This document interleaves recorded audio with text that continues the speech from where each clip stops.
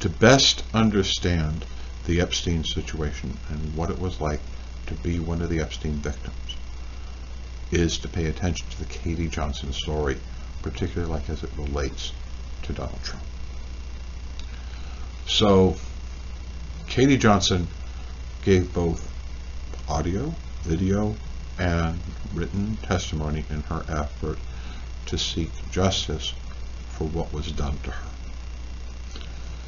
In point 7 of the filing is where Katie Johnson and her attorney writes down where she was kept at 9 East 71st Street in Manhattan and describes the incident, the fourth incident, as New York Penal Code 130.05 3A, which in their mind would be rape in the first, second, and third degree in sexual misconduct, criminal sexual acts in the first, second, and third degree.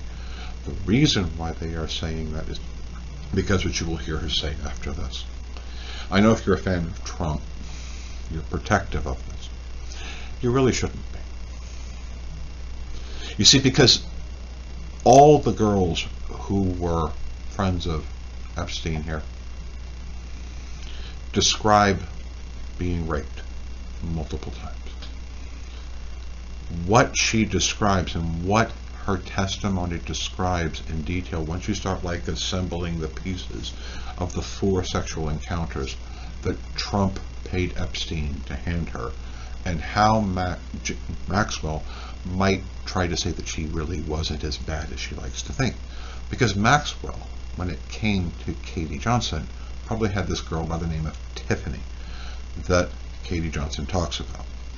Now, Tiffany is probably a younger person who is mentoring Katie in what it takes to be properly pleasing to wealthy, multi-million, billion-dollar people who Epstein is taking care of, to properly take care of them. Because the first 2 actions are not penetration. The first 2 is just Trump liking her to dress up like Ivanka, his daughter,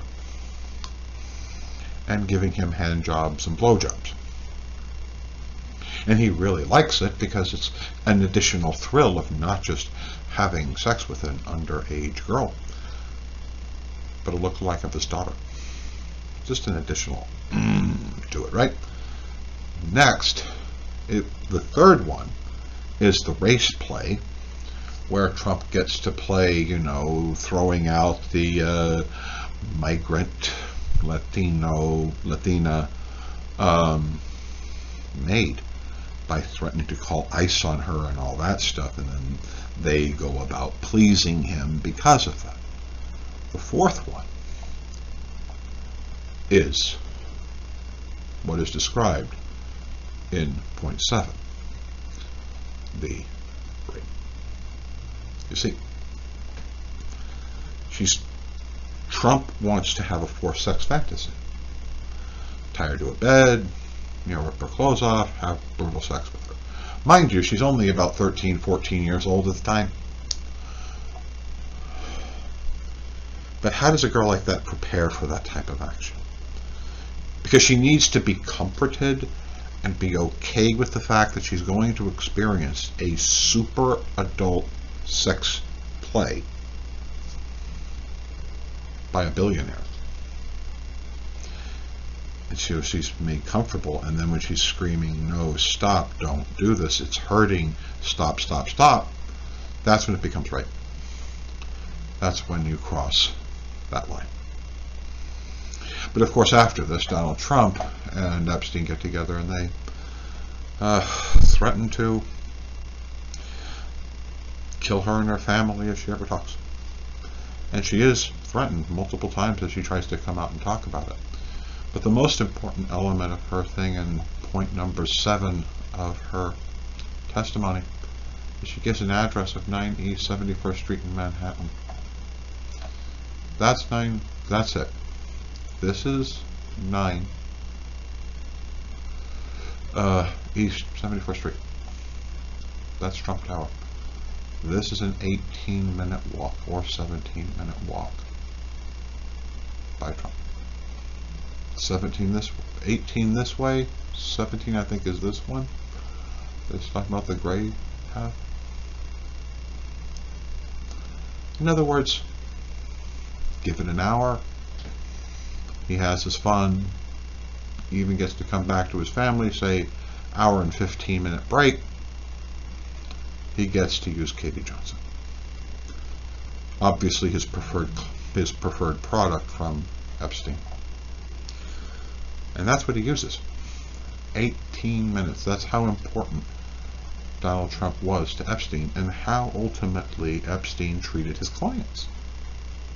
He felt kind of untouchable, so he would put the girls reasonably close to the clients who could just burn through that money and not think about it. Paid $10,000, $20,000, $50,000 an encounter and not even think about it. That's what Trump was doing with the look-alike of his daughter that he liked to tie to a bed and use. But when it comes to becoming a pedophile, or the type of pedophile where it's kind of the over the age of 13, there's a distinction in sexual addiction and in criminal psychology when it comes to people who are pedophiles. The distinction of those who are not yet developed, say, 10 years old, and those that are 13, 14, 15 years old, or 16, whatever. Those people are just as addicted, but it's just a different classification. After Epstein, Trump finds Tony Lazzaro, who in March 31st, 2023 was convicted for he was called the Minnesota Epstein. And he's with all these Republicans and all these people connected to Trump. He was one of Trump's youth outreach coordinators in 2020. This guy here,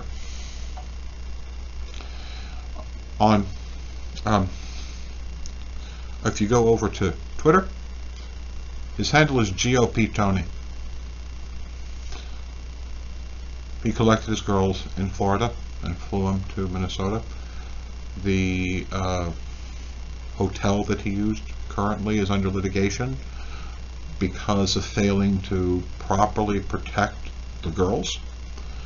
Because under our legal system, if you participate in events where minors are present, it is in part the responsibility of the people who are taking care of minors, for example, running things like the Miss Teen USA pageant, which Trump owned, to make certain that these girls are not being exploited. So the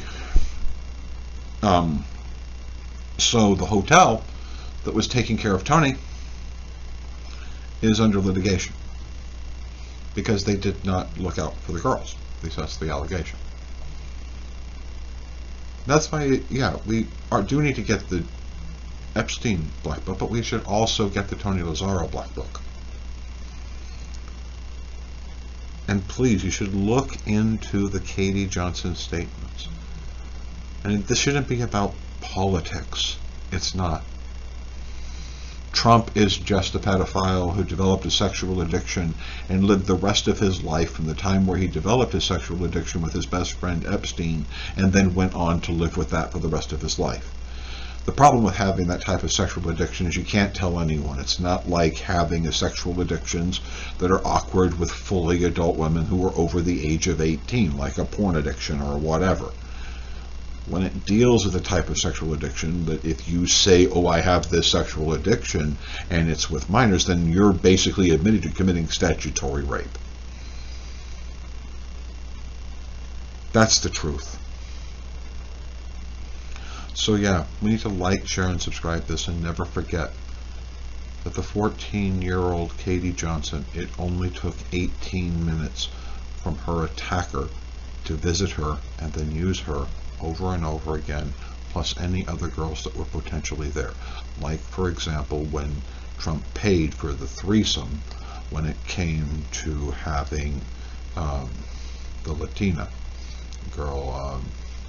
So please, you're going to hear some of her testimony, because to me it's very important to get that out, not just because of her,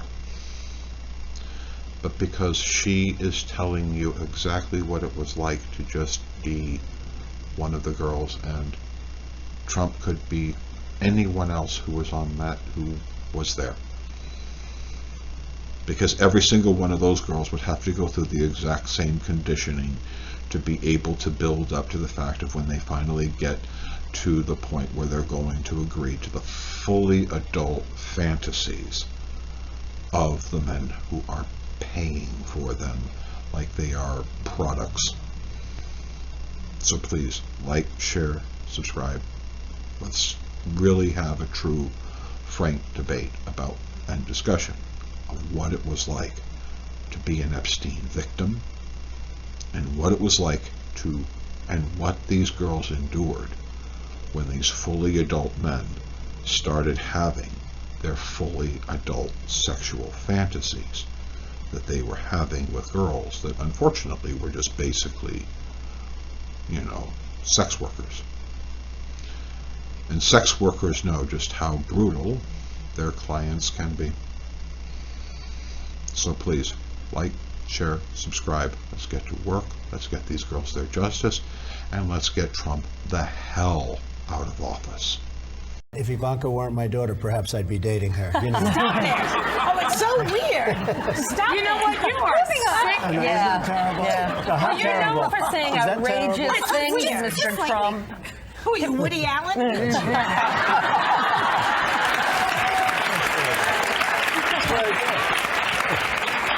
Donald Trump knew that I was 13 because the first night that I was there, Tiffany actually suggested that she had a whole bunch of different wigs, and I expressed interest in them. I always told her that I would love to walk around with blue hair, and so I tried some on, and there was a blonde wig that she said that looked great on me. So I wore that wig, and Donald Trump had specifically asked about me because I remind him of his daughter, and she said, well, she's 13 as well. If it was anything I wasn't comfortable with, we could stop, that she would be right there, and that it wouldn't get out of hand, and that it was a fantasy, like it wasn't really going to happen. And so I told her that I would. She basically, Tiffany was always nice to me. It wasn't that I trusted her, else and I wouldn't always trusted her or done what she asked me to. But she was there, and he came in, and I was basically tied to a bed with pantyhose, and he tied him. They were so tight it hurt to even lay there. And I tried to say something, and it was like, he just, shut up, shut up, bitch. It was basically like he was being really, really rough. And I understand. It just didn't seem like a fantasy. And I started to get scared, and he was, basically ripping my clothes off, and I was actually I got freaked out. I told him that I didn't want to do this. I screamed over for Tiffany, and she was like, Mr. Trump, and she's only, this is scaring her. And he's like, oh, you shut up too. He just turned into this animal. It was like a completely different person. It was like everyone in the room was scared of him, and I was, it was like I couldn't do anything about it. And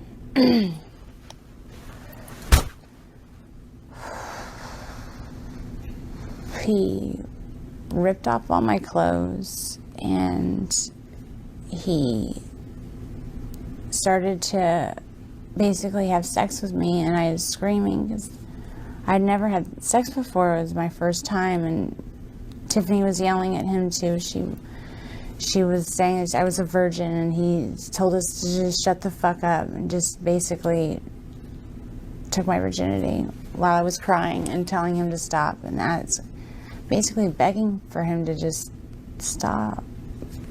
And Tiffany didn't know what else to do either. No one was there to help us, or me. And so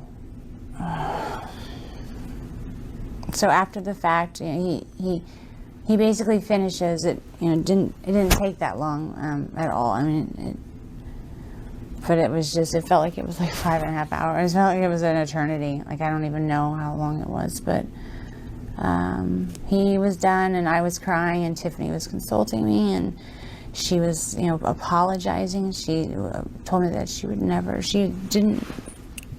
she just never put me in that situation again. But he comes over mad because I was crying, and he said that I should be thankful that someone like Donald Trump took my virginity. He basically didn't say took my virginity. He said, I should be glad that someone like Donald Trump popped my cherry, and not some pimply little 14-year-old. And I just was like, what if I said, what if I get pregnant? Not even talking to him. I didn't want to talk to him. I was talking to Tiffany. And he said, well, you'll get an abortion then, bitch. And then just walked away. And I told Tiffany I needed to go home. I never went back again.